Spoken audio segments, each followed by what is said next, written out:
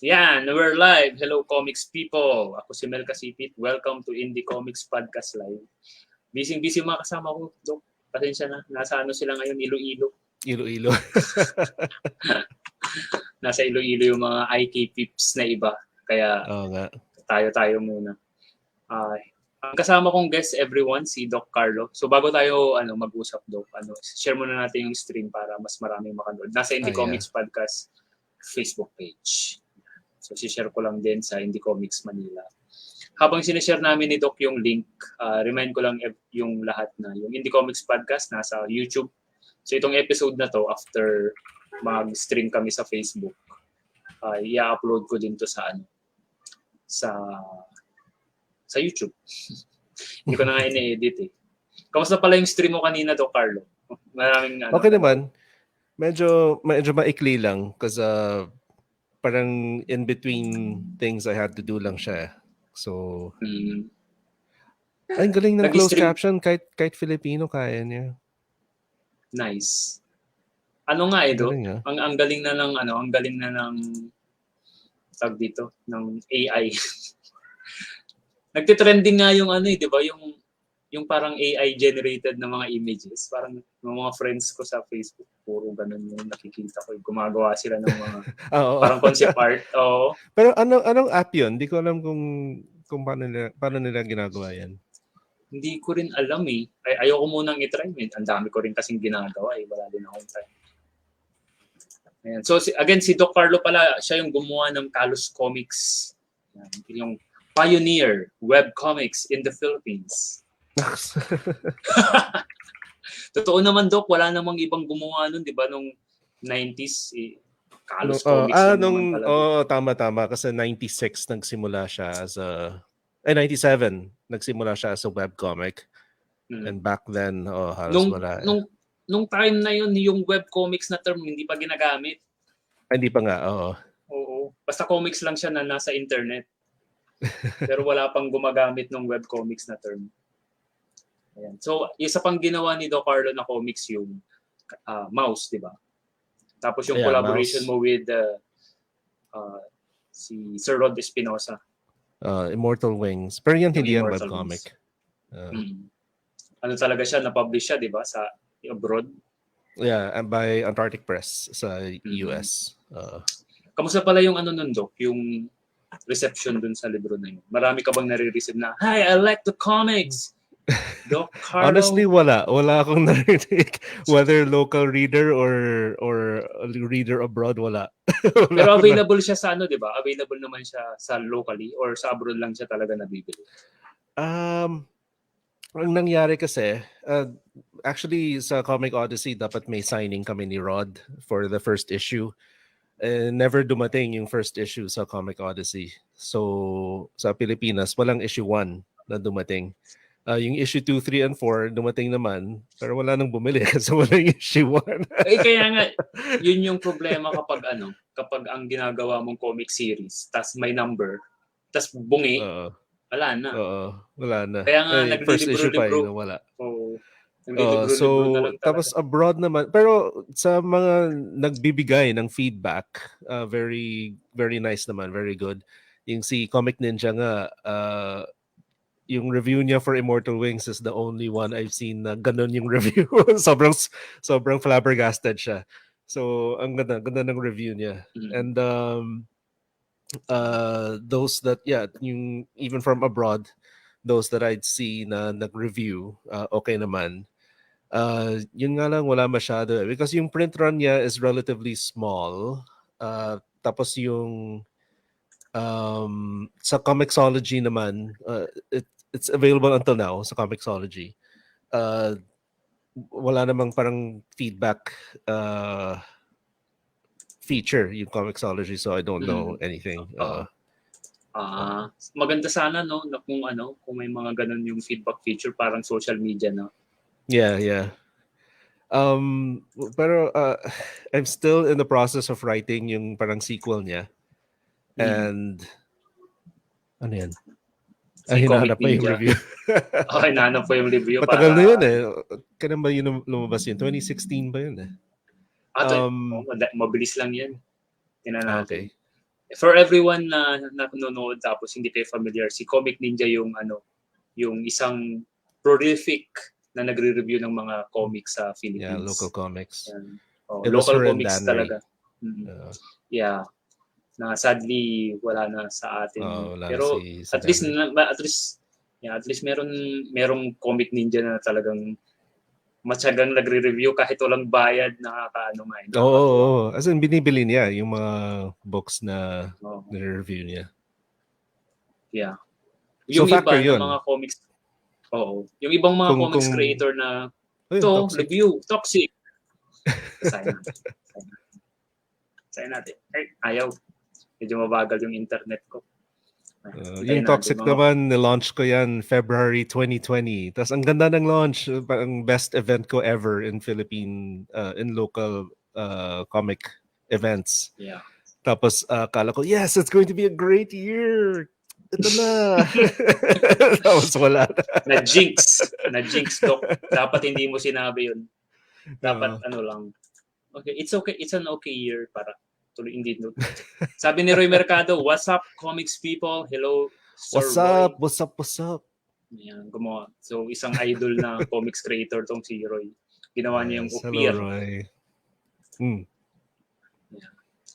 Yan. Ayaw pa rin lumabas ng review to ko. Ayaw nang ipakita ko. Yan. So, kumusta naman, Doc Carlo? Tuwing kailan ka nagdo-drawing? At during this time ba, nagdo-drawing ka or... Lately, ever since yung pandemic, medyo very low yung output ko ng comics eh. Naengganyo lang ako nung talagang wala nang ginagawa. Nung lockdown ng 2020. Naengganyo ako to make comics about COVID-19. And then, pero after that, yung medyo pabalik na yung new normal. Nung lumabas na yung new normal, tapos bumabalik na ako sa trabaho, medyo naging mababa yung output ko. One, because nadagdagan ako ng trabaho, na nagka-new duties ako sa medical career ko. It's nice kasi... Na-promote ka, Doc? Na-promote ka? Not promote, pero nadagdagan ako ng... right before the pandemic kasi, end of 2019, nag-further training ako sa Switzerland nice. for another skill in medicine. And then early 2020, I got another, nadagdagan ako ng job in a sense. And dahil dun sa training mo na yun sa Switzerland. Dahil sa training na yan. And then as bumabalik na from post ECQ, naging very busy ako sa trabaho. So naging very low ang output ko ng comics. Fortunately, very understanding din si Sir Ronnie sa Manila Bulletin. Nahiya nga ako kay Sir Ronnie. Hindi rin ako rin eh. Sobrang yun. Pero in fairness kapag nag-submit ako, lumalabas. Pinapublish niya. Lumalabas. So in a way, yung strategy niya na, sige, kuha lang ng maraming talents. Tapos hopefully we'll fill in for each other pag may lapse ng submissions. Yes, by the way, pareho kami ni Sir Mel in Manila Bulletin. So if you are to choose a newspaper, please choose Manila Bulletin. We have basahin niyo yung comic section kaagad. Huwag niyo nang basahin niyo rin yung ibang parts, pero mag-concentrate kayo dun sa comics page. Magkano binabayad mo sa coffee mo araw-araw? Mas mura pa yung Manila Bulletin dyan. True. So, kahit na ngayon pinakamurang kape sa McDo, 35 lang. So you get one full page of comics every day, plus yung news. Plus news. Pero napansin ko, Doc, medyo hindi na... Minsan may mga araw na walang comics page. Yeah, I think that's dahil sa lockdown, yung mga nagtitinda ng dyaryo sa kalye, mga ganyan, nawala sila eh. Wala na rin yung bumibili from newsstand. So sobrang bumagsak yung income ng not just Manila Bulletin but all newspapers. So one way for... Kapag ba darating ba yung time na parang magazine na yung newspaper, magiging na siya, digital na? Well, digital, yes. Unavoidable yun. now pa lang, nakikita na natin yung mga nasi-share sa social media na medyo clickbait na headlines, nakikita na natin tabloid na nga eh. Nagiging tabloid yung datingan eh. Fortunately, I think it's not as bad as what I see sa mga ibang bansa. So, you would nakikita ko na only in the Philippines ganyan. No, it's everywhere. It's everywhere, true. So sige, go ahead. Yeah. So unavoidable magiging digital talaga yung newspaper. But I think there will always be a market for print. Yung print. Parang comics din sa libro, di ba? Yeah. Marami ng e-books but book printing is still going on. Yeah. Maybe not yung household type, yung may subscription na household na, although meron din market for that, but not as prolific as it used to be. But definitely yung mga hotels, hospitals, mga ganyan. Airports. Those still get dental clinic. Yeah. Yung clinic mo, Doc? May ganon? May mga dyaryo ba? Magazine? Well, yung department ko, I don't really have a clinic per se, but I have a consultation room inside our department. We get our newspaper from the hospital. So they get, we get a copy of the newspaper. Fortunately, sa hospital na, yung main hospital ko, Manila Bulletin naman yung main newspaper nila. So, nakikita ko din naman yung mga gawa ng kapwa nating komikero sa Manila Bulletin. Totoo nga yung sinabi mo, Dok. Ang tagal pala. Kanina pa ako nag-scroll. Uy, yung kay Julius na Pinas. Pinas. Bastos! Binili ko yan. That goes to show what type of comics I buy. Yung gawa ni Olrak, ni Carlo Valenzuela, yung Boy Bakal, tsaka yung tsaka yung Glory Hole. Glory Hole. That's what you get with indie comics, Komiks People. Yeah. Pero admittedly, yan yung nagka-catch ng attention ko. True. Actually, yung isang comics ko din yung dog style kasi aso yung mga bida. Eye-catching siya pero hindi ko na inulit kasi baka may mga nung binili ko yung spoof ng Peanuts ni Julius, nagulat pa nga siya. Ito, gusto ko yan. Huh? Grabe si Julius nga sobrang dyan. Ang sipag niyang gumawa ng comics, grabe. Yeah.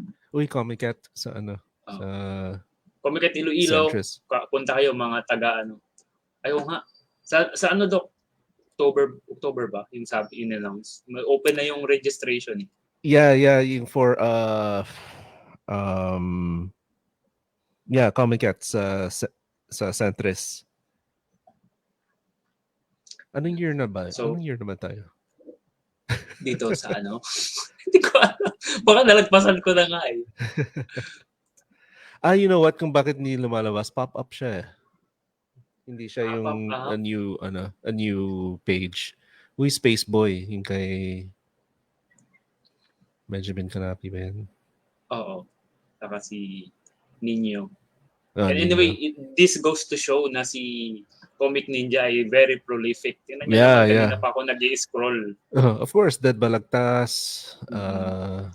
Please Take Care of My Heart ni ni Loser Mangaka. Bakokak ni Sir Jerry dati. Yeah. Balikan natin yung sinabi mo kanina, Doc, na nagti-training ka para para madagdagan yung ginagawa mo. What makes you love comics still? Kasi nga hindi naman ganun kalaki yung kita natin dito, pero 'di ba? Yeah. Tapos sinisingit mo lang talaga siya sa work mo, pero ginagawa mo pa rin. Obviously it's not for the money. True. But in one way, it's it's an addition to what I want to do as a doctor. So I want to help improve the quality of life of other people, make them feel better. Um, and I kind of think my work as a comic strip cartoonist is an addition to that. But it's also an outlet for me, diba? I'm sure you understand yung creativity natin. It's an itch na kailangan kamutin. It's something we just have to do. So making comic strips is that for me as well. It's also a big stress relief for me if I want to express an idea. Usually, the best way for me to do that is through a comic strip. Because ever since na bata pa ako, nagbabasa na ng comics sa Manila Bulletin eh. So when it comes to comics, first love ko talaga ang newspaper comic strip.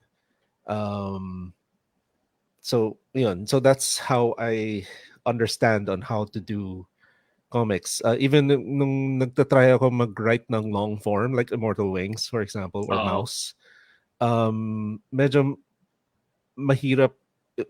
It was a big adjustment for me to write with good pacing in that sense. Kasi may pacing din ng comic strip, di ba? Oo, iba yung pacing niya sa long form. And it's I think yung pacing and within a comic strip, skill din yan na not everyone can get. So like yourself, me, CRD, everyone, of course, Manix, si Sir Paul, they all get it. They get paano yung rhythm ng comic strip. In a way, but in the world of comics, parang tayo yung stand-up comedians, we have to have that sense of timing when we tell our jokes.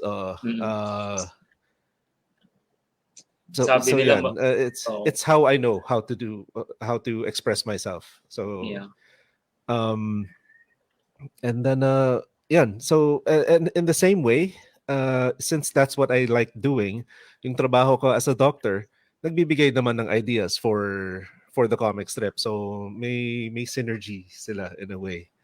So it's a tough thing for me when I cannot make comics kasi in a way naintindihan ko yung mga naninigarilyo when they can't do it. Tapos after a while parang naiirita sila na, kailangan ko manigarilyo, pero ganun din ako with comics naman, making comic strips. Ang tagal ko na hindi nakagawa ng comics, nainis na ako. I have to make one. So wow, layo na natin. Ito na! Immortal Wings. Thank you, Lord, for the yung nga lang di natin mabuksan. Oo nga eh. Ayaw, kanina pa, wala oh. Ba't kaya? Right-click kung new window siya or new tab. Kaya ba yan? Tama. Tama. Yan. Tama yung sinabi mo, Doc, pero kailangan kong... Ito ba nakikita o hindi? Kung nakikita mo pa rin yung... Okay, sige. Magsishare ako ulit. Magsishare ako ulit. Nasaan na ba yun? Ito, StreamYard. Share. Chrome tab. Ito. Sabi dito, yan. Immortal Wings review. This should not work, but it does. By Joe, it does. By Rod Espinosa of the Courageous Prince series and at Callous Comics, Carlo San Juan, the strange mishmash of bounty hunter lady, a magic dragon who controls portals with a Siri-like computer, a farmer rabbit running from green alien predators, all three going against a space empire while meeting space Vikings and space fighter twins. None of this should work, but it does. By all that is incredible, it does. It helps plenty that Spinoza's great attention to imaginative but controlled detail complements Sir Carlos' pitch-perfect pacing, nice, with time to spare for joking about various tropes. This creates an insane adventure that truly makes a strange kind of coherent sense, with characters you get to quickly like, with art that brings it all to vibrant life. Inquire with Sir Carlo how to locally get the whole set. Oh, Doc Carlo, how to get the whole set? Hindi na pwede. Well, meron pa akong konting copy. So if I get a full table again in an event, kasi so far with Komiket Ortigas and yung sa ToyCon, maliit lang yung space ko. So only brought Callous. But the next time I have a full table for myself, baka I'll bring copies of Immortal Wings. Pero konti na lang, a handful na lang of full sets na lang na imon sa akin. Maybe only 3. So if you do see it, get it while you can. 3 na lang. Oh, kung nanonood si Jello, mukhang hindi nanonood si Jello eh. Pero siya yung parang Danry noon na talagang nangongompleto ng mga really? collection. So, si Danry nga before, sayang. Nakakuha ba si Danry sa'yo nung Yeah. It's actually a first. It's actually pinaka-first na. Because it was because of Danry na nag-meet kami ni Rod eh. Siya nag-introduce sa amin. Event ni Sir Jerry sa I think Comic Odyssey sa Glorieta. May signing si Sir Jerry for Where Bold Stars Go to Die. Ang tagal na nun ah. Tagal na nun, Pero doon kami nag-meet ni Rod na introduce kami ni Danry. Buhay pa ba doon si Sir Arlan Ismenia, yung artist ng Where Bold Stars Go to Die? I don't know. I'm not sure. Kasi nakita ko sila sa Metro Comic Con. Doon ko nabili yung copy ko sa Mega Mall. Oh, wow. Metro Comic Con? Oo. Mega Mall yun dati. Metro Comic Con. Tama. Metro Comic Con yung first ever convention ng 2010. Oo. Ako doon ko naman nakilala si Freely sa Metro Comic Con din. 2010 yata yun. Or hindi yata 2010 yun. Kasi 2010 na yung yung Suliap. Yes. Sobrang tagal na. Yeah. Una kong nakilala si Doc Carlo sa Comic Con Baguio. Yan. Para sa kaalaman ng really? lahat. Yeah, doon sa that's school. Not long after. 2011 yun, di ba? Sa school yun. Tapos sa school in-arrange ni Gerald Asbukan. Tapos doon ko din unang na-encounter si Spider-Dan. Nag-Spider-Man. Yes. Tinuturuan niya kami mag-moonwalk. Tapos nung hindi na siya naka-costume, ibang tao na siya. Grabe. Ang kulit niya kapag naka-Spider-Man noon eh. Apparently nung ToyCon, nandun pala siya, naka-costume siya. Di ko siya nakilala kasi naka-mask din siya nung ganyan. And then tsaka ibang-iba yung tsura niya dahil sa costume niya. Pero nandun pala siya, di ko siya nakilala. Nakita ko siya, pero di ko alam na siya yun. Yeah. Speaking of ToyCon, ayan. So, ito yung ToyCon ng pinakauna mong event after the time skip ng that's not COVID-19. True. Nag-Komiket Ortigas ako, right? Ay, oo nga. Before that. So, yun yung una mong comics. Yeah. So, dalawang malakas yung mo. Dalawang malakas actually, yung event na napuntahan mo. My best event ever, yung Comic-Con 2020, February 2020, right before lockdown. I did very, very well done. I launched a new book. And then second place would actually be Komiket Ortigas. Nakakagulat nga how good it was. All of us there were not expecting to do well. Unless you are a Paul Medina or a or a Toto Madayag or a Skite or a ang tawag dito. Basta sila. But yeah, everyone happy lang kami na nandun kami in another comic event after 2 years. So we were all just happy to be there. So bahala na yung sales, parang ganyan. Mura lang naman yung relatively mura yung table. Nasa mall siya, so by history parang we don't really do that well sa mga mall pop-up. Diba? Naalala mo yung what was that? Super Pinoy? Nandun ka ba? Oo, sa may sa SMBF, di ba? SMBF. Maganda yung event, Doc. Ang dami nung magagandang pop-up na standee. Yeah, maganda yung event. Masaya naman siya, pero sales-wise, parang okay lang. But pero the event was just to promote, not so much to sell, but to promote Philippine comics.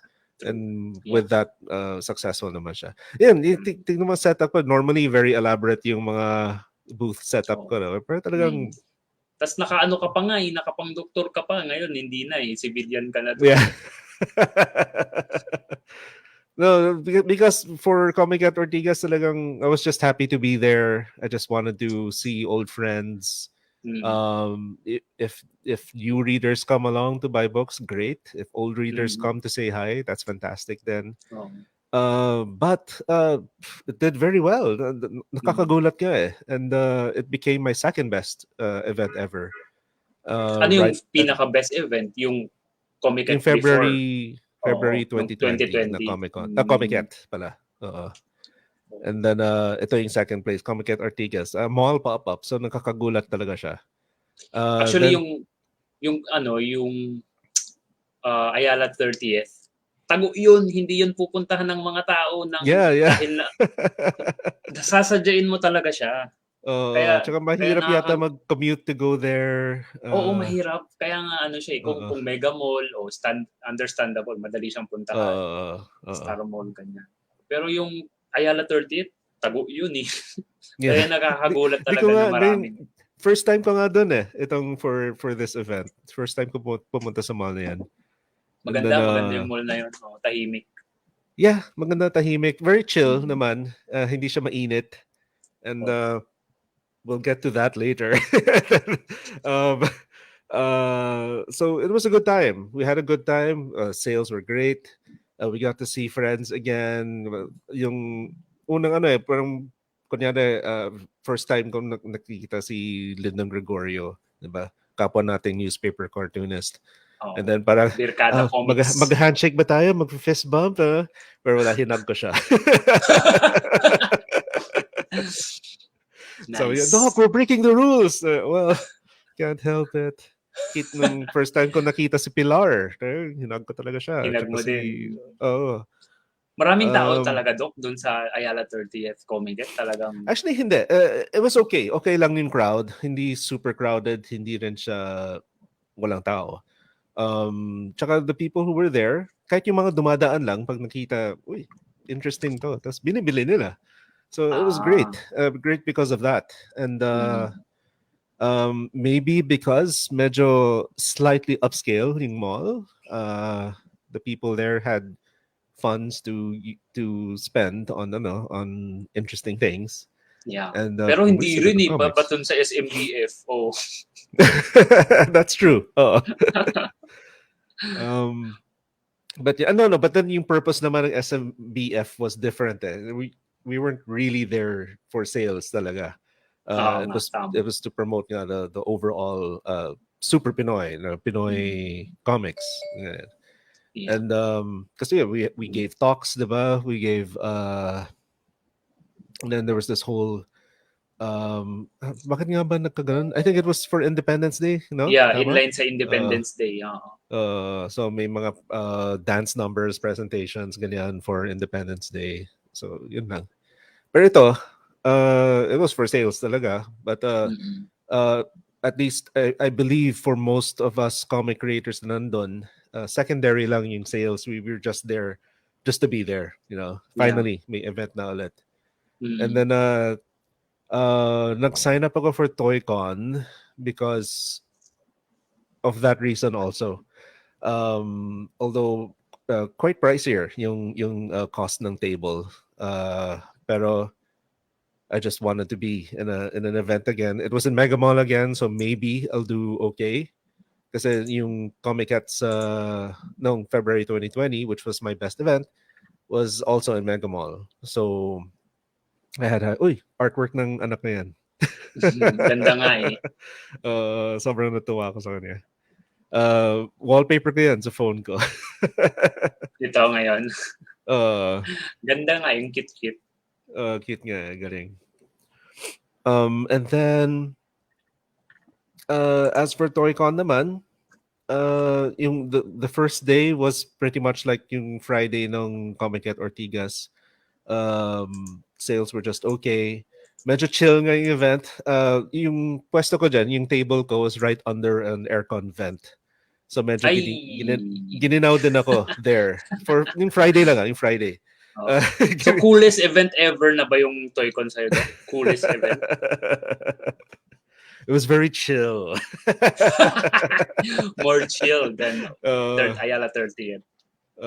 So medyo yeah, since diretso sa akin yung aircon, medyo okay, baka the following day dapat magdala ako ng something to cover myself.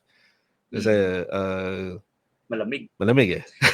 Usually kapag 3-day event, yung Friday yung pinaka-okay puntahan kasi mas konti yung tao. Pagdating ng Sabado, Linggo, good luck. Pero Saturday, oh my gosh, pag open pa lang, pack na ng mga tao. Tapos di talaga nakayanan ng aircon. Ang init, sobrang init. But enjoy then, even though uncomfortable, enjoy the lahat ng tao doon enjoy. Nasa likod ko yung Komiket tables. So nandun sila Paulo Heras and sila Mark Navarro and all them. And tsaka si Rome from Secret HQ. Yeah. We were all having a good time. Yung nga lang, di kaya ng aircon. Ako nga, nasa ilalim talaga ng aircon vent. Di ko na siya naramdaman. Paano pa yung nasa hindi sa mga wala sa aircon. Ang init na noon. Oh, grabe ang init. So at least when it comes to ToyCon, dati kasi SMX yun, di ba? Yeah. If they do hold another event, I feel they have to go back there kasi hindi kaya ng Mega Trade Hall ang ToyCon. Actually, sobrang lumaki na nga yung ToyCon to the point na hindi na siya pwede sa Megatrade. Pero bumalik sila sa Megatrade siguro kasi hindi nila alam kung marami bang pupunta. Yeah. But now we know. Daming umatan. Medyo it haven't been an event na may live band in a long time. I think the last time was Comic-Con 2012 sa Bayanihan Center. Bayanihan. May nandun yata Kamikaze, was it? Kamikaze. Was it them? That was the last time na may live band. Napadaan nga lang sila dun eh. Hindi naman talaga sila tutugtog dapat. Pero tumugtog sila. Pero ito, parang sunod-sunod na live band na iba-ibang genre pa. And then, katabi lang namin, no? Nandun yung stages sa background. Hindi maingay, Doc. Maingay. Talagang sumisigaw ako to talk to yung mga people interested in my work. Naging paos yung bosses ko by the end of the day. Saturday lang yun. So, come Sunday, ang hirap na. Pero enjoy pa rin. You know yung feeling, diba? My comics is about talagang nag-start, kunyari, tahimik at first. Oh, what's your comic about? Oh, well, yung mga rock band pa sila. Pero magaling sila. I like yung mga rock band. Enjoy sila. There were times na I was singing along also at the top of my lungs kasi ang galing nila. But yung nga lang, when I'm trying to talk to someone interested in my comics, kausap ko sila at the top of my lungs also. Tapos pa, yung parang diretso sa tenga nila, may mask pa, no? So, my comics are about a doctor regarding that. Kapag walang mask, pwede mo bang mabasa yung lips para maintindihan mo? Wala talaga. There was, you had to scream into their ear. Ganun. Kasi, may mga live band kasi. And yung rock bands were fun. I like them. But there were also yung J-pop groups na okay naman sila. It's just that they were particularly difficult to scream over. Pero alam mo yung kinakanta nila, mga anime songs? Ay, mga songs, no. Actually, I didn't recognize any. There was one group in particular na medyo trip ko, but I don't know who they are. At least yung song selections nila were nice. The others we're okay naman. Okay naman sila, but there was one I think that was exceptional. At I'm not into J-pop naman talaga. Pero there was one group na parang, oh, they're okay. I like them. Pero busy naman ako. I didn't know who they were. Tapos may ano din sila. I suppose nandun yung Philippine 501st. Kilala mo sila yung nagdress up as Star Wars characters? Oo. Stormtroopers. Kasama yata doon si si Sir Omi. Minsan may isang event, sticker ko niya yata, naka-ano siya, naka-stormtrooper siya. Mel, sabi niya. Oh, cool. Ay, si Sir Omi pala, si Sir Omi. And but they were doing yung parang nasa Disneyland, yung Jedi Academy. So they were providing one, they were showing off yung these battle ready lightsabers. Yung tinuturuan nilang mag-ganon. Tinuturuan nila. May specific move lang, tapos mamaya kakalabanin nila si I think it was Darth Maul. No, not Darth Maul. Si Darth Vader? No. Yung sa kalaban nila Rey. Kylo Ren. Si Kylo Ren. So using those specific moves, may pangontra naman si Kylo Ren until ma-defeat nila. Tapos, yay, you got I don't know, maybe certificate. Di ko alam kung ano yung parami nila. And then, so, yeah, narinig lang namin from afar na mukhang masaya yan. Tapos, there were also big events with artistas. Dumating yung some of the cast of, sa Saturday, it was some of the cast of yung Voltes 5 Legacy ng GMA. Nice. Kompleto sila, Doc? Nandun sila lahat? Parang hindi. But yeah, yung, I think si Steve tsaka yung girl were there. And I think, I'm not sure, pero baka si Little John then. I forgot their names. So they were there. Tapos, syempre, Voltes 5 yan. Ang daming Voltes 5 enthusiasts. Malamang hindi mo sila nakita to kasi matatabunan ng tao yun. Yeah. Alam mo, yan. Nakikita mo yung itong picture. Kita mo yung stage, di ba? May mga punong-puno ng tao just to see yung cast ng Voltes 5. So, napuno na yung mga aisles kung saan yung comic tables. And then, not just comic table. So if you look at this picture on the right side, Artist Alley yan. So mga comics, stickers, artwork, ganyan. On the left naman, si Freely on the left side, kwan yan Creators Alley, toys. Yung independent toys naman sila. And so yan, punong-puno na yung mga aisles ng tao. Tapos may mga nakatapak na sa chairs para di mga masyadong makita yung stage kasi talagang wall of people yan. Di mo makikita. Yun yung, well, ang advantage mo, Doc, may upuan ka. Pwede kang tumungtong sa upuan mo. Tapos, may chance na makita mo sila. Pero hindi ko sila nakita. At first, confused ako, ba't ang daming tao bigla? Ba't anong hinahanap nila? And then yung pala yung cast ng Voltes 5. So that was Saturday, yun yung main event. Yung Sunday naman, yung medyo marami. There was, yung gaganap ng Darna. She was there. Yun yung pinakamaraming tao talaga. Yung sa Darna. And then, may isa pa that I don't remember na napakadaming tao din. But yeah. Artista din? Hindi ako sure eh. Medyo busy din ako nun eh. Entertaining potential customers. Ang maganda, what I didn't know, na maraming doctor na collector ng toys. Nice. So pag napadaan sila, lalo pa yung cover ng Toxic, napadaan sila, biglang titigil, uy, what's this? So explain. And usually, kung nakalapod ka pa, Doc, mas lalo. Colleague, so that was nice. It was a nice surprise. Kasi yung Friday parang tama ba na dapat na nandito ako? Yung ToyCon siya. That's nagbebenta ako ng comics. But apparently, yeah, there's a small market for my material. In fairness sa ToyCon, talaga maraming buyers dyan eh. Kasi nung time na nakapag-ToyCon ako, nabibenta rin yung comics ko. Kahit nice. alam kong toys talaga yung event. Kasi madaming tao eh. So minsan, makakakuha ka ng I didn't know ambon-ambon. I had no idea. The last time na pumunta akong ToyCon, 2005 pa. Tagal. And it was there sa Mega Trade Hall din.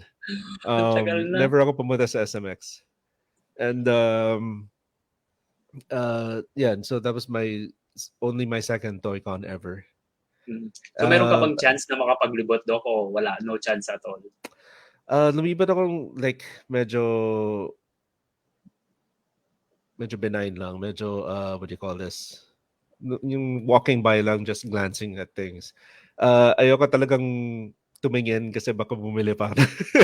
May malaking chance. May malaking chance na makikita ka. So fortunately, actually, wala akong binili na toy or anything. Congratulations. Kasi yung hindi ako masyadong like todo-todong umikot through the aisles. Yung cosplay ko na red mask, sa ToyCon nabili ko yun eh. Sa ToyCon. Oh, really? Oh, cool. Pero maganda siya. Nandun siya ulit. Lagi yun sa ToyCon. Saka isang technique, huwag niyong sasabihin. Bili kayo sa kanya kapag napatapos na yung event. Kasi pag tatawad kayo, ibibili. On sale.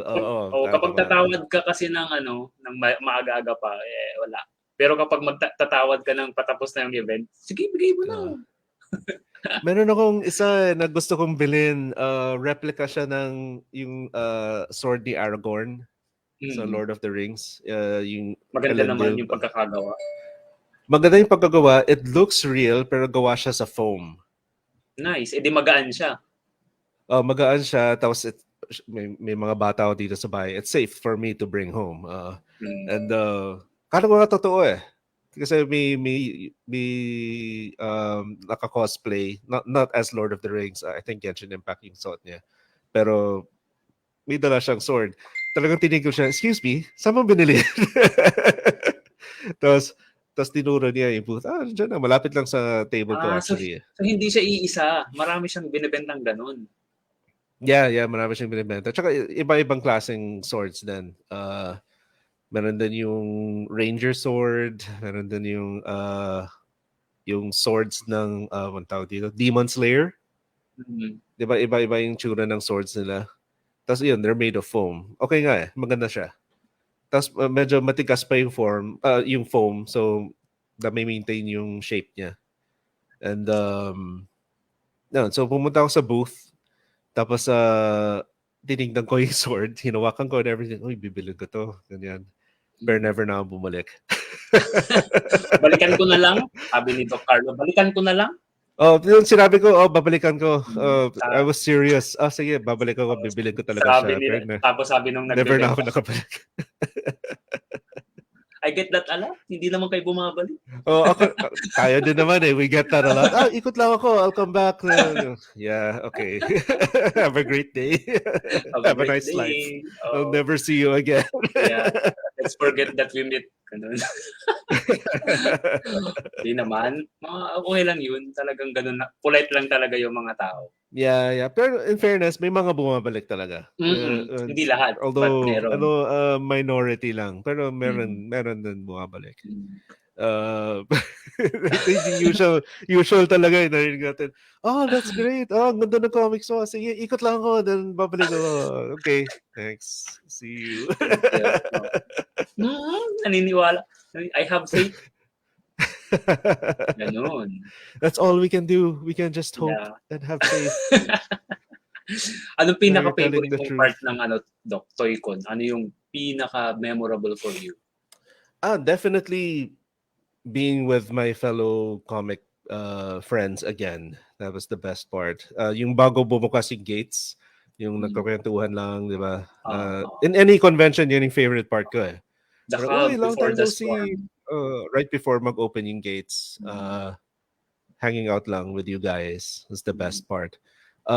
But for this ToyCon specifically, I think yung best part, yung at the end of Saturday, umalis ako na maaga to go back to my kids kasi wala silang kasama actually. And then nagpaalam na ako kila Lyndon, kila Sir Paul. Tapos biglang si Sir Paul, teka lang, no, sunod ka sa akin, ganyan. Okay.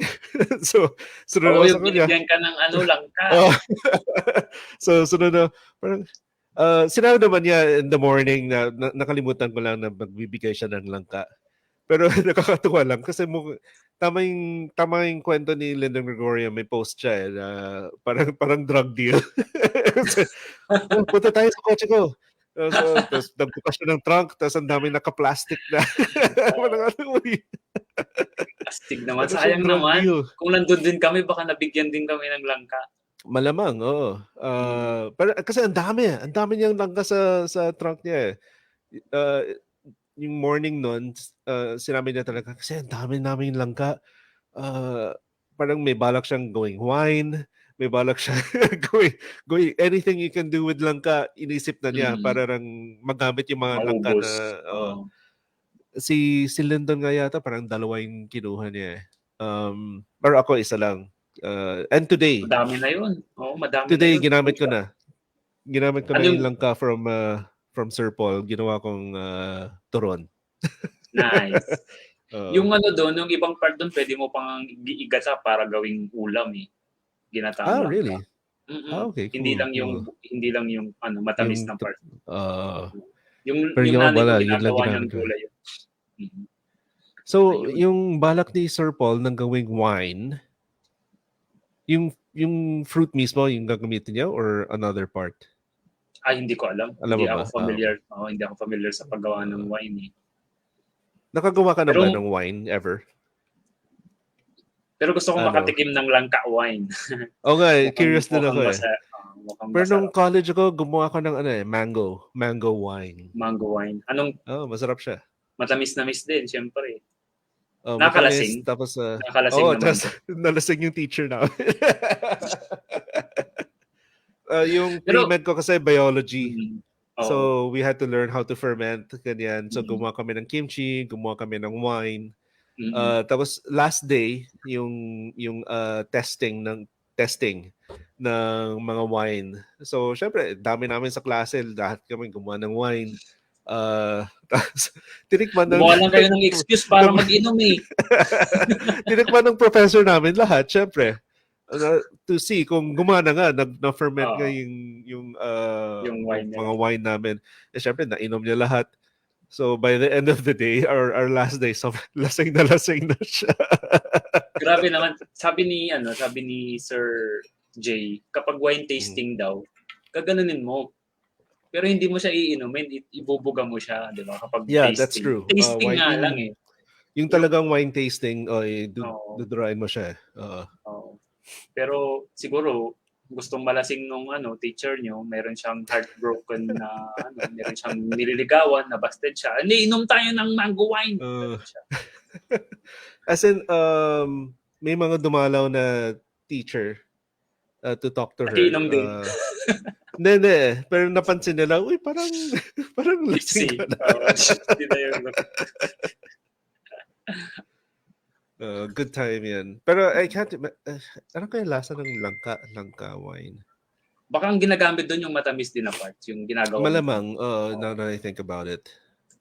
Kasi manamis-namis din yung Nakita ko to kanina, Doc, itong post na to. Callous Comics were used for a fascinating talk on visual storytelling for health communicators at the University Hospital Dorset NHS Foundations Trust.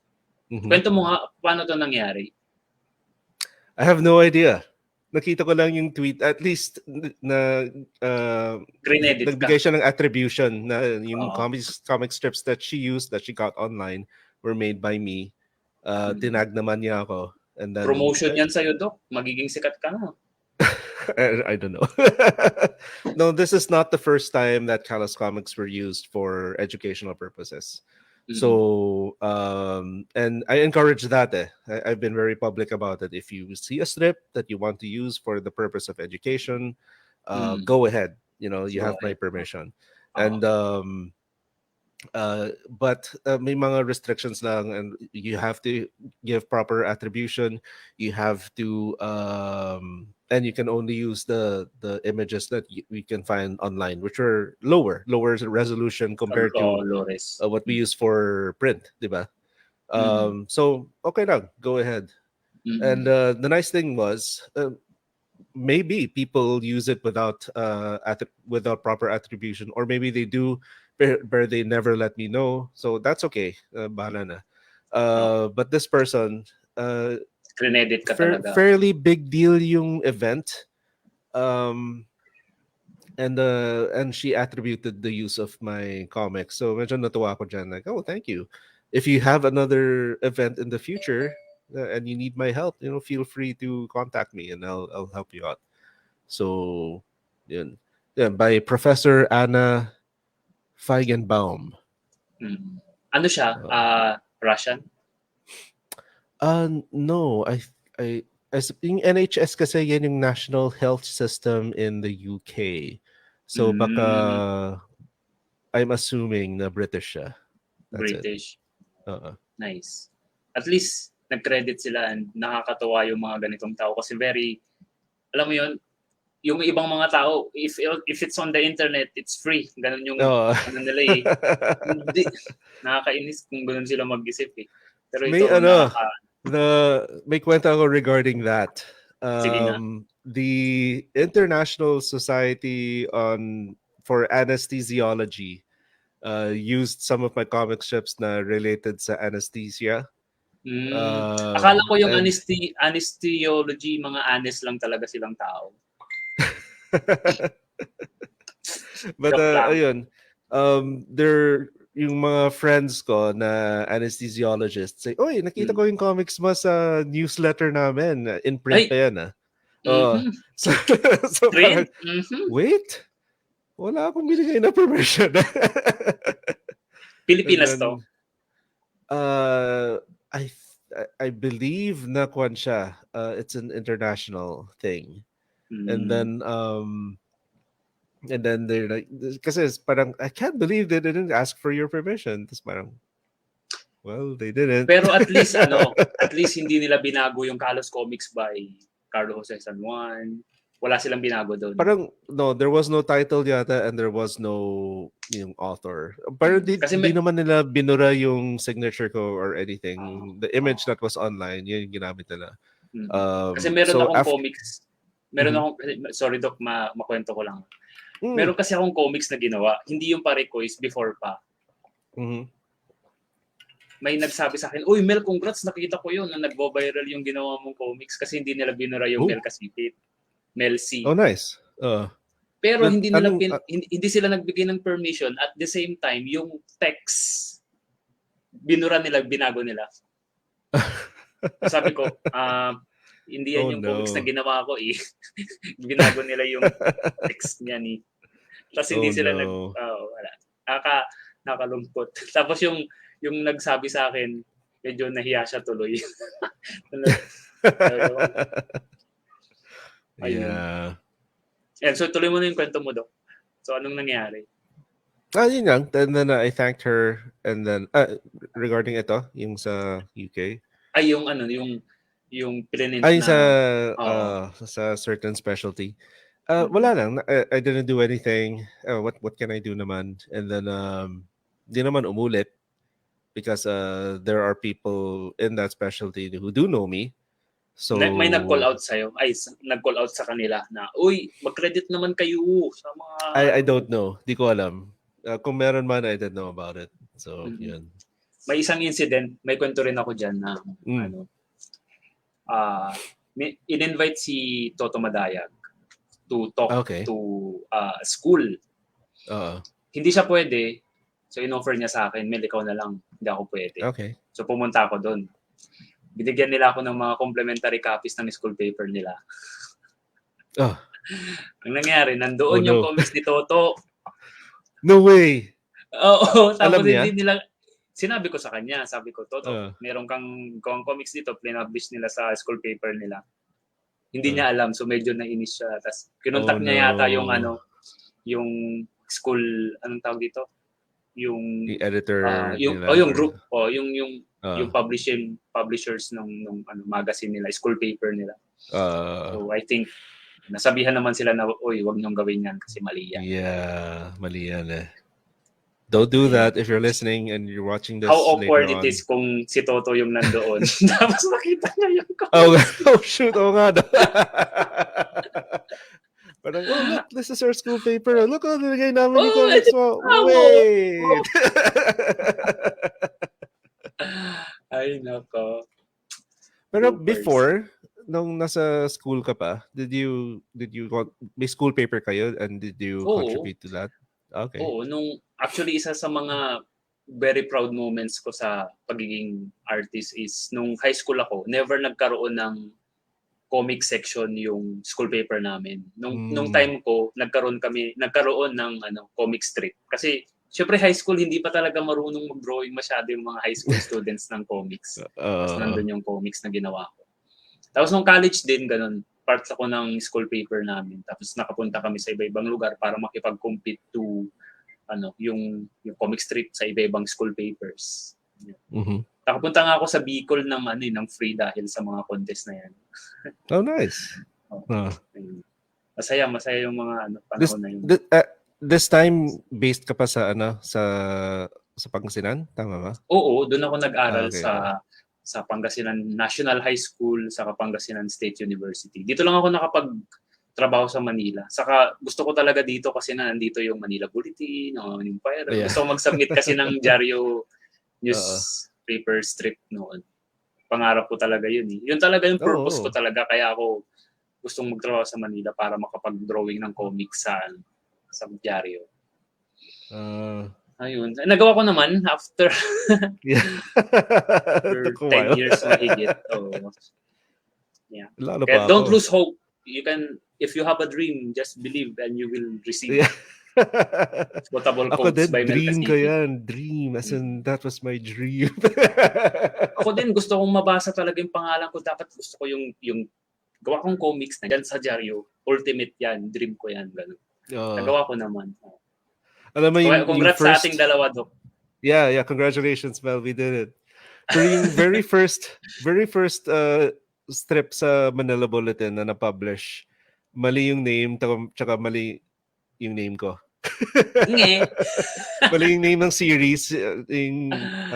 Di ko maalala ko ano nilagay nila. Nakapagbaliktad sa ibang strip, tama? Ganun ba yung nangyari? Hindi, as in wala yung name ko in the page at all. Anong nangyari? Paano yun? Parang name ng ibang series na wala sa page that day. And then yung pangalan ng creator ng series na yan yung nilagay. Pero strip ko.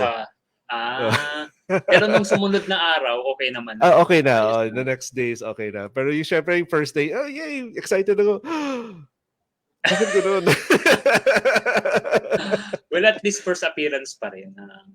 Callous Comics. Mali lang yung... Syempre, pinicturean ko yung comics ko sa newspaper the very first time. Pero kinat ko yung yung name ng series tsaka yung name ng creator kasi mali. Awkward naman yun. Di naman sa'yo yun, Doc eh. Yan. So parang hindi mo rin ma-frame. Nakabili din ako ng comics. Tuwang-tuwa ako nung nakita ko yung comics ko. Sabi ko, bili kayo ng Manila Bulletin. Tapos, binili namin everyday hanggang sa, okay, tama na. Ang dami na nating Diaryo sa bahay. Pero before that, syempre, kinuusap ka ni Sir Ronnie, di ba? Ano yung feeling mo nung sinabi niya na, okay, gagamitin ko yung comics mo? Tuwang-tuwa ako, syempre. Idol ko yun, si Sir Ronnie. Yeah, nung Comic-Con, nung Comic-Con sa UP pa, nagpaalam na ako kay Sir Ronnie. Sir Ronnie, so mag-submit ng sige, mag-submit ka lang, email, ganyan. Hindi ako nag-submit. Kasi nung pinakita ko kay Greco, may mga mali akong ginawang strips. Kasi bawal religion, bawal toilet humor, bawal politics, bawal... Okay. Okay. So I need to rewrite. Kailangan ko mag-ulit na hindi ko na nagawa. Until na-invite ako ulit ni Greco. Sabi ni Greco, mag-submit ka kasi kailangan namin naghahanap sila ng ng local talent. Oo. So doon na yung pa-request. Nice. Doon ko na nagawa yung Paris. 2018. Kailan ka ba Manila Bulletin? 2012 ang first ko. And then, so Callous yun. And ang laki ng feeling ko ng vindication because every step of the way, there was always someone trying to discourage me. Na parang, naalala ko nga, nung high school ako, telling my teachers and my friends na, dream ko maging cartoonist in Manila Bulletin in particular.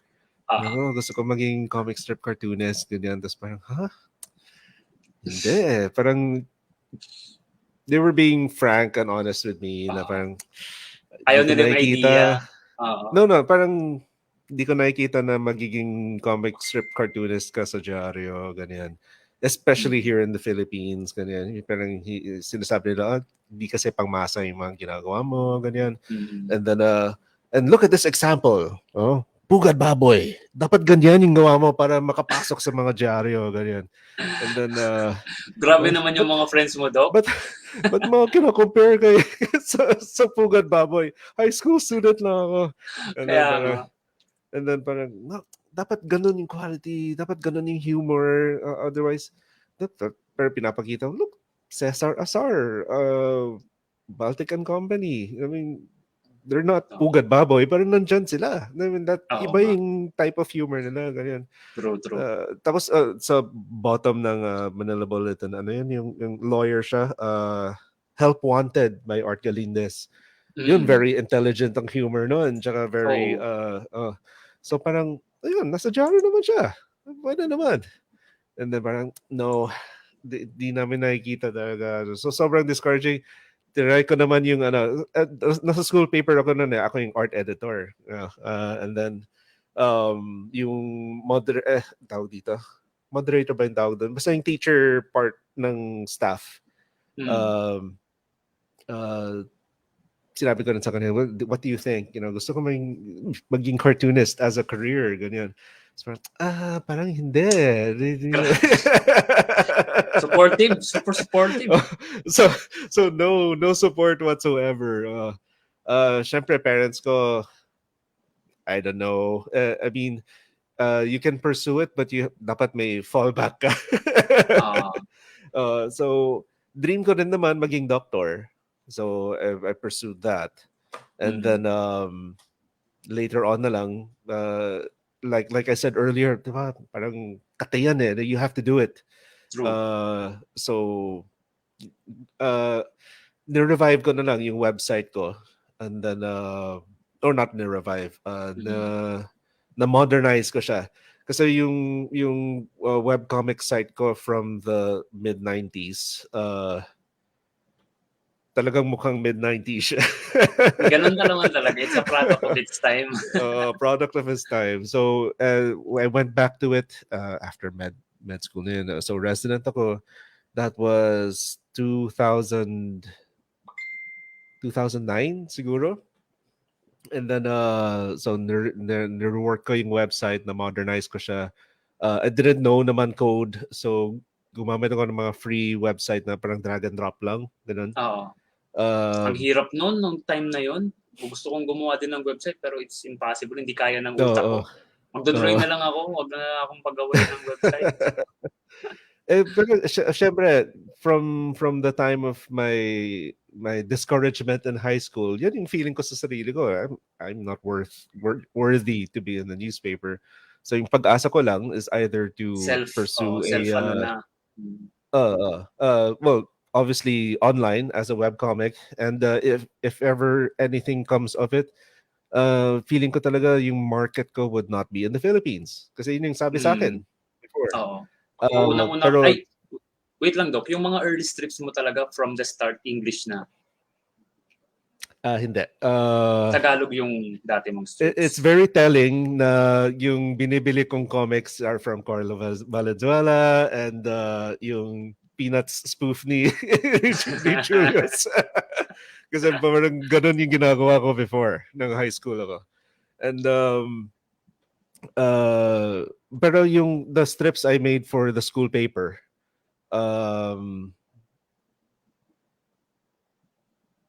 hindi ganun. Hindi ganun yung humor. Kasi naintindihan ko na mas serious. it is not serious, but it's for the general public to read. Same with Manila Bulletin. Gets ko yun. But yung kunyari tayo lang ng gumagawa ng comic strips. Medyo ganun yung humor ko before nung high school ako. Saka nung time na high school ka talaga, walang boundaries, walang lines na hindi dapat i-cross. Whatever. Tsaka nung college, nung sumali din akong student paper ng college, yung the stuff you draw that's not for the newspaper, bahala na kung ano-anong maisip mo, yung lumabas. Nung college ako yung school paper namin, daming titles ng comic strips. Puro ako, tas yung ibang mga kasama ko, tapos iba-ibang title. Wala siyang continuity, wala. As in, bawat strip, iba-ibang, minsan nga iba-ibang style din. Wow.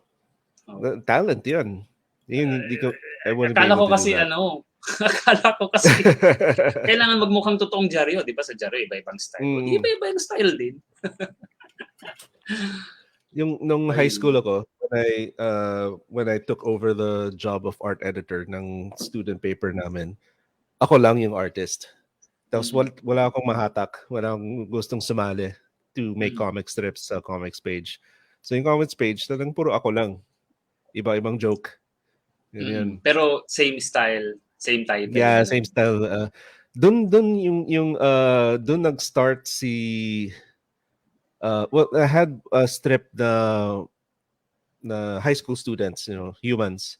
Pero meron din akong equivalent na puro hayop sila. Doon nag-start si Calduck. Kita ba siya sa image?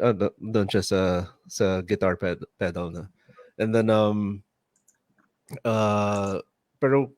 and then nung naging college ako, then I started Callous in 1996. Si Calduck, parang mascot lang siya, mascot ng series. Hindi siya actual active participant ng nangyayari sa comic strip. But it wasn't until sumali ako sa student paper sa med school na may nagsuggest na parang, alam mo, yung si Calduck, he's like any other cartoon duck eh. Parang, kasi yung gumagawa din ako ng Callous na spot cartoon before. Tapos si Calduck yung star doon. Tapos puro malas lang siya, nababagsakan lang ng wrecking ball or parang parang Looney Tunes. Nakidnap ng alien, ganyan. Tapos yun yung mga situations niya. And then a good friend ngayon doctor siya, psychiatrist siya ngayon actually. Sabi niya, Calduck is like any other cartoon duck out there. So there's nothing unique about him. He was being very frank talaga. Thus he made that very monumental suggestion na what if you put him into the situations with your main character, and then tas parang kalalabas lang ng episode 1 ng Star Wars doon, sabi niya. Gawin mo siyang parang Yoda ng main character mo. So, nice. That's an interesting take. Sige, gawin ko. So doon nag-start yung the Guardian Duck na si Calduck. Yung nga lang, I never saved any copies of yung student newspaper namin sa med school. Hindi ka katulad ko, Doc. Ako meron na isang buong cabinet na kasi kapag kayo yung nag-organize ng school paper, ang dami yung kopya. So inuwi ko yung iba doon. Kasi yung iba tinatapon-tapon lang.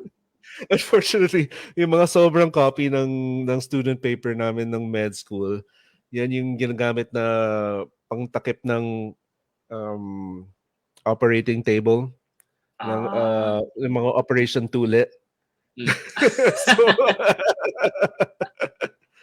So doon napunta lahat ng extra copies namin. Ang dami nilang nakita, hindi dapat nila makita. But it's a real shame kasi doon talaga yung origin, yung start, yung origin, yung start ng story, kung nag-appear si Caldoc to Dr. Rian, or hindi pa siya doctor na med student siya nun. And then he was trying to help her kasi at that time parang dapat ba nasa med school ako? I really felt na may doubts ako eh kasi ang hirap niya. So sobrang hirap. And then you're tested not just academically, not just mentally, pero emotions mo din talaga, yung kasi yung nakikita mo as a med student iba eh. It's stuff that normal people will never ever see. I'm sure there's that aspect for any profession. But as I was going through med school, talagang this is too much. I wasn't expecting this. Or I thought na makakayanan ko siya, pero parang nagda-doubt ako. Although now, the proof is in the pudding. Nakayanan ko naman. I was able to get through it. Pero at that time, parang I was doubting. So my outlet was the comic strip. Parang, so si Rian would have this discussion with Caldoc. Should I get through? I don't think I can get through this. Am I worth it? Should I continue med school? And Caldoc was a big boost of positivity to Rian to kaya mo yan, you can do it. Ganyan. So at the time, I had a good reception from my fellow med students na parang, it really spoke to us what you were drawing. So it's a real shame na hindi na save yung mga yan. And then there are situations din na sobrang simple lang because yung character ni Rian, she's a real creature of habit. She cannot break free from her, or she has difficulty breaking free from her, what do you call this? Her comfort zone. But because of that, hindi rin siya nag-grow as a person. So Caldoc was also there to guide her na parang, give it a try. So very simple things like, so nag-aaral siya na may highlighter. Tapos pumunta siya sa bookstore, ubos na yung yellow, iwan na lang orange. So parang, I don't know, it's so different. It's not the same. Ayokong gumamit ng orange. So, come on, you can do it. You can, So, mga ganun lang. So just to break her out and make, and she as a med student, she was also very reserved. Ganun din ako eh. So it was a way for me to get out of my introvert, or at least try to reach out or try to break out of it so I could be an active participant of society, and it will help me. I felt that it would help me grow more as a person if I tried to do that. So that was the whole introspection that that Callous was going through, especially with my earlier comic strips. It was very heavy on that. So the whole psychological aspect of Callous is Rian is essentially me, and then the Guardian Ducks, they have very different personalities, and there are different facets of my own personality that are trying to shape who I am as a whole. So that's Rian as well. Although nowadays, gusto ko yung drawing mo dito. Nagulat ako. Horror na horror. Yeah. Pero kwento what do you call this? Tribute to an anime, yung Asobase. Because there was one scene na ganun siya. So there's some people who picked Ayun that na, up. Asobase joke right there. Sabi Nagets na yung reference. Because if you did watch that anime, get mo kaagad. Yan. I think I've referred to maybe 2 or 3 animes in Callous, and of course to Genshin Impact. Yung main character back in the mid 90s, si Ren Nika. He's actually the brother of si Dr. Rian. Pero when I got into med school, napansin ko na yung design niya, ganun yung itsura ng mga classmate ko sa med school na girl. The same hairstyle. So I felt, okay, baka mas magiging relatable siya as a med student if I use her as the main character. So yun that's why she is the main character until today. And then si Ren, over time, his career became, because nung college ako, big ano siya, big PlayStation gamer, yung PlayStation 1. So ngayon nowadays, kon na siya, and it it mirrors my own growth as well. Ren is now a live streamer ng video games. Before that, siguro maybe 10 years ago, kung siya professional video gamer na kunyari may massive multiplayer online game na like World of Warcraft. He will build a character tapos ibebenta niya. Yun yung career niya. Pero yung wife niya, what's her name? Si Victoria, she's a school teacher naman. And I'm also, at the time, I was an aspiring school teacher. And now I am a school teacher. And so you can see where, because of all the things that I'm doing, I'm finding outlets into the comic strip. Meron din, there are two characters who are based on two of my best friends, now orthopedic surgeons. And there's this big stereotype about orthopedic surgeons na kunyari kung high school setting ang hospital, sila yung athletes, sila yung jocks, yung laging nag-workout. And yun talaga yung stereotype ng orthopedic surgeon eh. And it's true with my two best friends. Kung sila, pag nag-uusap sila, laging, oh yeah man, I just came from the gym. Look at this, check this out. Totoo naman pala yung totoo naman pala yung stereotype. Tapos yung, if you've been to an operating room for orthopedics, puro power tools yan. Yung drills nila, yung saws, electric saws to cut bone, ganyan. So parang sila yung kulang na lang may lumberjack beard sila. Kasi yeah man, let's do this. Let's cut this bone. And then baka kailangan nila dog sports jacket habang nagagano'n. Para talagang in character. So may dalawang characters ako na ganun. And I use their names pa. So it's si Dr. Tiger and si Dr. Were you in yung Cebu Comic Con way back in 2013? Wala ako dun. Si Dr. Tiger yung kasama ko dun eh. And then and then si Dr. Mark. So they're the two orthopedic surgeons in Callous. I also have a cardiologist, si Dr. Tin. I forgot her last name.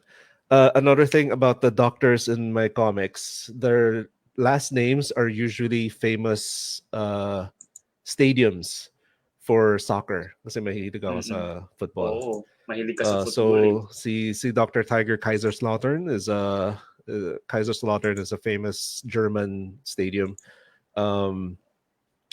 Si Dr. Sally, yung OB-GYN sa comics ko in Callous. Si Dr. Sally Blomfontein is a famous stadium naman sa Brazil. So ganun. So these strips that you're showing, this was my effort to yung income from these comic strips from Manila Bulletin will be donated. It was a charity thing to help buy PPE, personal protective para equipment for healthcare frontliners for COVID-19. Kasi before kulang. Nagkakaubusan, no? Alam ko yun eh. Nabalita nga yun. So nakatulong naman yung Callous for that. And so grateful. This one, si Katia Ana, she had a Brazilian artist, and she magaling siya.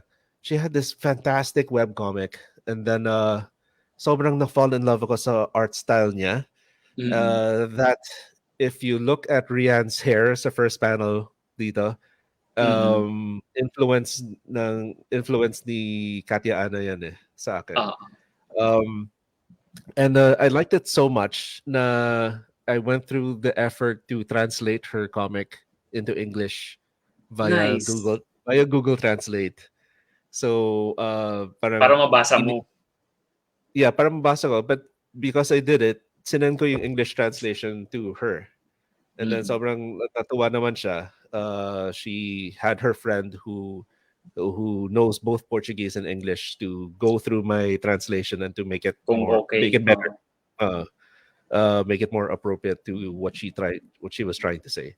So yeah, her comic before was called O Diario de Virginia, or Virginia's Diary, and then ganda niya. And then she incorporated web design to how her web comic worked. Ang galing eh. So sa website niya, may ano talaga, naka-design yung website niya. Tama. Yeah, it's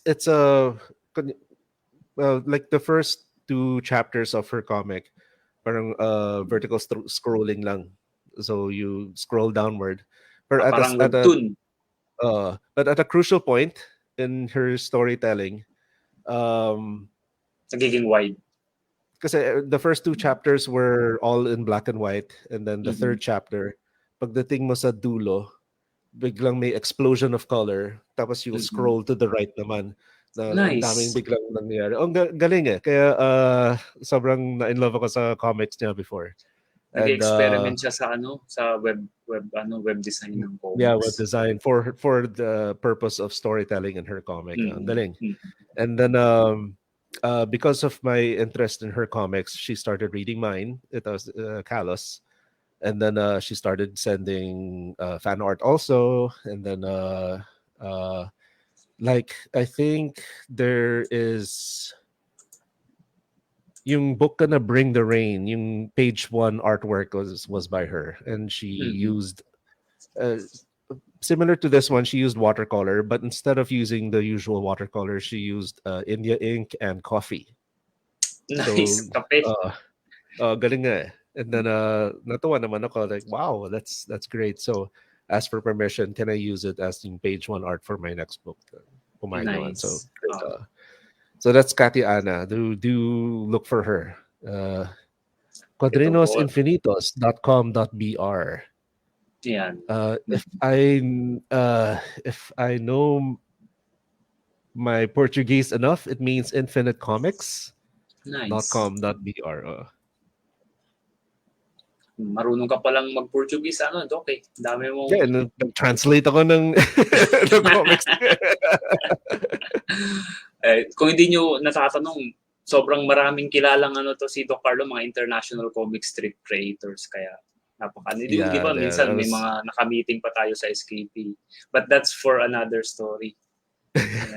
Medyo mahaba na yung usapan natin, Doc. Thank you very much yes, thank you. Indie Comics Thank you so much for having me. Maraming salamat. Thank you. Dami nating napag-usapan. Actually, hindi pa natin natatouch lahat ng interest mo. Meron ka pang gaming, meron ka pang hi-fi. Ako rin recently nag-explore ako sa mga vintage hi-fi, pero yan, ibang story na yung yes. Actually, ikaw tsaka si Rick Olivares lang yung kausap ko regarding vinyl records. Small community lang naman talaga tayo. medyo niche eh, pero nakaka-excite siyang kapag gusto mo lang mag-relax. I didn't realize na I would get hooked onto it. Ano siya? Itatry mo lang siyang once and then wala nang stop. Yun na lang. Pero mas hardcore ka pa sa akin eh, kasi yung you would go to yung mga auctions ba yan? Live selling. Yung Japanese na nagsasell na galing mo eh. Pero tinigil ko na to, ayoko na magastos.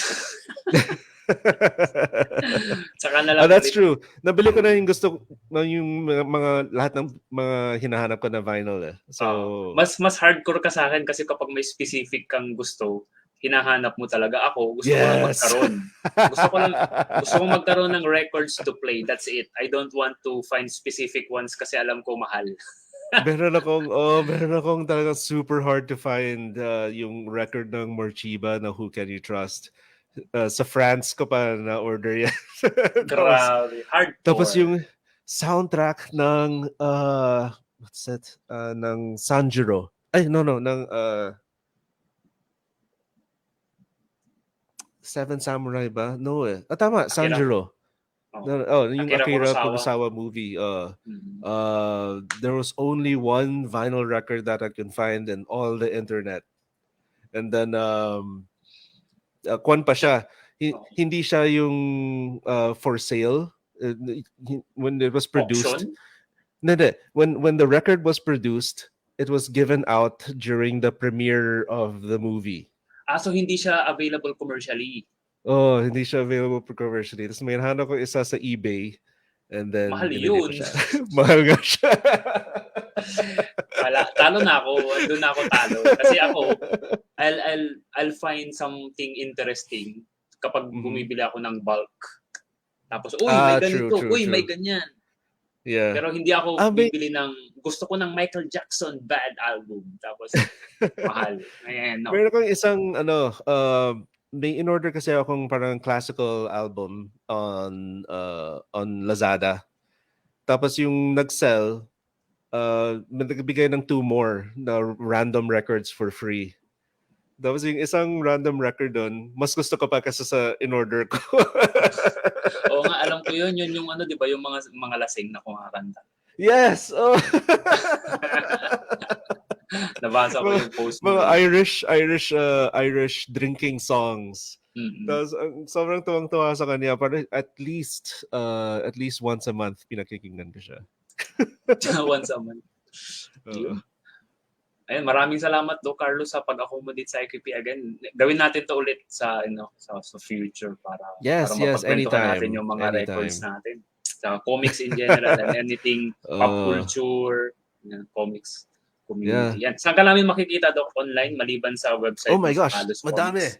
So for comics, for Callous Comics, do go to callouscomics.com. That's CALLOUS comics.com.